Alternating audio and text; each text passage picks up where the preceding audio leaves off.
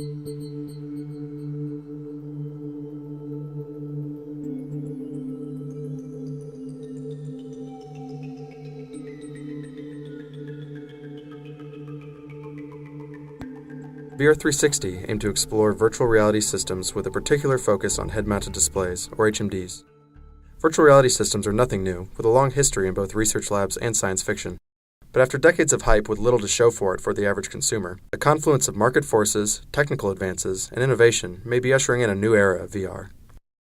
Much of the new excitement surrounding VR is driven by one product in particular, the Oculus Rift.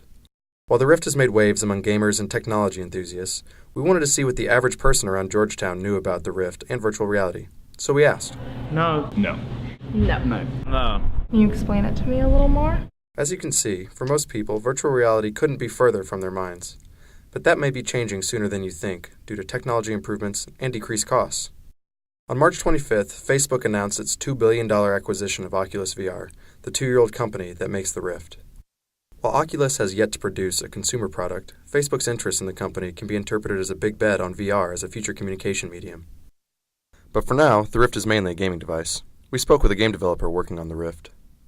My name is Remy Carnes. I am a game developer for Sunken Places. I'm currently working on Classroom Aquatic, a dolphin cheating test-taking simulator.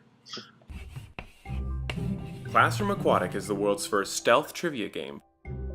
You play as an exchange student in a school of dolphins, taking a test that you're in no way prepared for, so you have to cheat in order to pass it.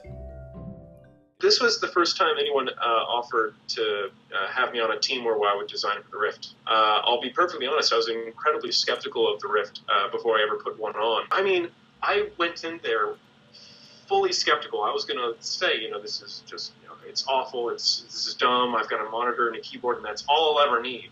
And so I put it on, and they walked me through it. And so I was just sitting there, going, God, this is dumb, I don't want to do this. Open my eyes. They did it. They actually did it. They made it work. This excitement for what the technology is capable of is fueling future development for the Rift. Because I was looking at the games that were on the Rift at the time, and I thought that a lot of them were not utilizing what the Rift really can do for gaming. A lot of it was a lot of skeuomorphic design, taking a platformer and putting it on the Rift. I really was interested in making something completely new. So even though I'm not a Rift developer, that's the thing that really excites me about the Rift, is that it's brand new territory. But the Rift isn't all just fun and games. We also spoke with Brett Darcy, Vice President for Research and Development for Heron Systems Incorporated, a defense contractor in the D.C. area.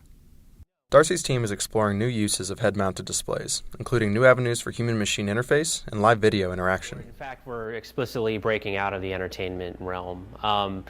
What we're currently researching, if that's a way you can describe it, I'd call it more what we're playing with, is how can you take real-world imagery and apply it to a virtual reality type? If you're going to sell drones to the average person, in our case, we were thinking about farmers, not the most technically inclined people, they're probably not going to be pilots, or in very rare instances they will be. So what if you wanted to make it easy for them to operate? So you could do what I call Superman flight. Another area that some of my engineers are high on would be the concept of reimagining the human-machine interface. So right now, and for most of the time, we're used to operating with a computer by typing and pointing. We've slightly modified that recently to do things with like Siri, where you can talk, voice recognition, and pointing via tablets, touchscreens. But that's still ultimately a pointing device and some type of text entry device. There are still several hurdles keeping VR technologies from being widely adopted. One big one that we've noticed right away is that 2D menus, the way we're used to interacting with software, is impossible in a 3D world. It just looks so bad, and it's really clunky. So you can, if you have to use a menu in this now, you still use a mouse to point around. The spatial recognition to move up, to click a little X or something like that is hard, or it's harder than it should be. So I think 3D type menus and stuff like that, we're gonna have to think that through. Yes. And you think we've been in a 2D world in that since the dawn of computing.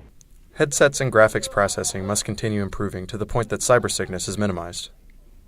And in order for interaction with 3D virtual space to become more natural, the current paradigm of point-and-click menus must be reimagined, and haptic feedback must be integrated into systems. Oh my god, I died. Never mind. But, nonetheless, the future is bright. In terms of outside of gaming, we think enhanced teleoperation of robots is a real big deal. That could be considered niche, but if you're talking about exploring disaster sites or scouting out mines or whatever space exploration, that kind of stuff is interesting. I mean, we're doing some amazing things with robots on Mars, more close to home, International Space Station type stuff. Yeah, you could do some interesting stuff. You could do spacewalks that would be otherwise risky for a human, that you could just put a robot out there. I think it could be adopted. You kind of have the technology stack in place now that you didn't have before. So a lot of the prereqs, I'd say, are there. And they're only getting better. Moore's Law is only helping us.